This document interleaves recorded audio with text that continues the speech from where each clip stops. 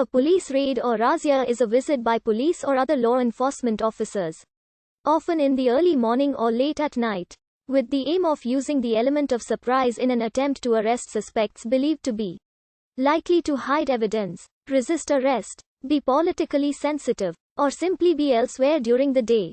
Dawn raids were a common event in Auckland, New Zealand, during a crackdown on illegal overstayers from the Pacific Islands from the mid-1970s to the early 1980s. The raids were first introduced in 1973 by Norman Kirk's Labour government and were continued by Rob Muldoon's national government. These operations involved special police squads conducting raids on the homes and workplaces of overstayers throughout New Zealand, usually at dawn. Overstayers and their families were often prosecuted and then deported back to their countries. The dawn raids were a product of the New Zealand government's immigration policies to attract more Pacific Islanders.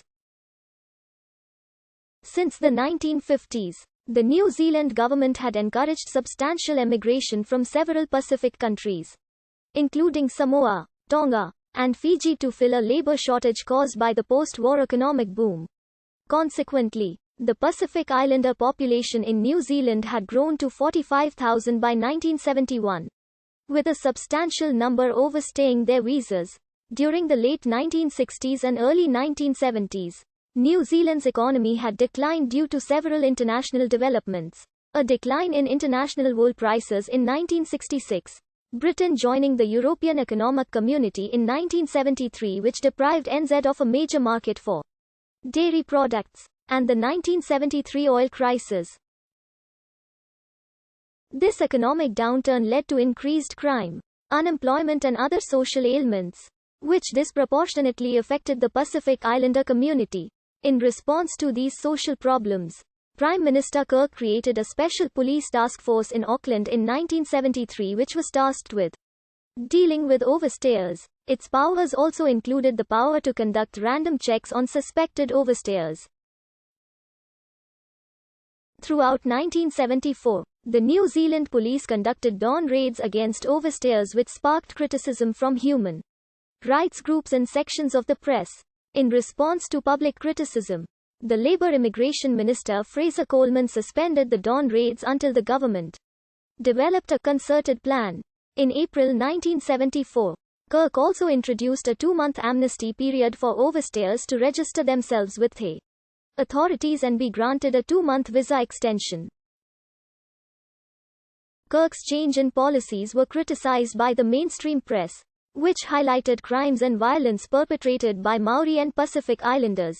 In July 1974, the opposition National Party leader Muldoon promised to reduce immigration and to get tough on law and order issues if his party was elected as government. He criticized the Labour government's immigration policies for contributing to the economic recession and a housing shortage.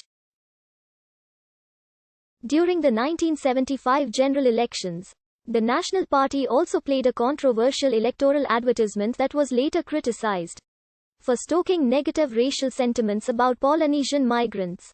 Once in power, Muldoon's government accelerated the Kirk government's police raids against Pacific overstayers.